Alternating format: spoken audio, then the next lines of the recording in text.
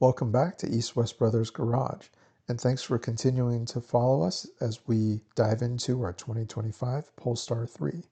Today we're going to talk about why I made the switch from the Polestar 2 to the Polestar 3. For a little bit of context, I've been a longtime EV owner. My first EV was a 2017 Ford Focus EV with only 80 miles of range, but we've transitioned over the years to a couple different vehicles, and ultimately that culminated in the Polestar 2 back in 2022. Now, when I was looking at cars in 2022, I picked the Polestar 2 in large part because it was one of the most interesting and unique vehicles on the market at the time.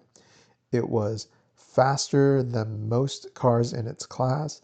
It was shorter in length than a Honda Civic of its time. It was so many things that I was looking for in a car. I think best of all, it wasn't a Tesla in a time when Teslas were a dime a dozen. So because I was able to find a Polestar 2 that fit my needs, that really satisfied my desire for something interesting and unique, I really loved driving that car when I had it. I think my biggest complaints about the Polestar 2 were particularly the size. It was admittedly a fairly small vehicle, which was great for driving day to day, but because we oftentimes have three people in the car and the third person is a little bit on the bigger side, it needed to be more comfortable and it needed to be something that was easier to get into and out of. And the Polestar 2, while it was a great car, was especially small in the back seat. One additional driving factor was, of course, the lack of the ventilated seats, which were only available with the leather in the Polestar 2. So not having that feature was something that I did regret after having the car for a couple of years. When the Polestar 3 started to hit the market in the US, I did get reached out to by my dealership indicating that they had a number in stock. And so I thought I'd ask them to just take a look at the numbers, show me what the numbers might look like.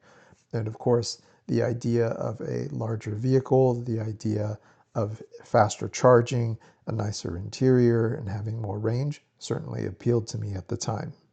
The numbers that my dealer came back with were quite frankly ridiculously good. At the time, there were a lot of incentives in play, and of course, we still had the federal incentives, and then Polestar was looking to move as much of these vehicles as they could, trying to promote them, trying to encourage people to drive them and take possession of them so that they could be out on the streets. So once I got the numbers back, I realized that it would be ridiculous for me not to make the switch. And on top of that, I took the opportunity to ask the dealer if they were willing to absorb the remainder of the lease on my Polestar 2, which at the time there was about 8 months left on that lease. When the dealer came back and said that they would do it, I was not only shocked, I thought that they were crazy, but I wasn't about to turn down a fantastic opportunity.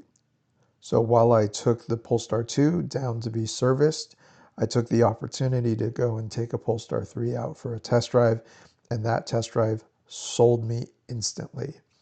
It was so much quieter than the 2, and the material quality was so top-notch.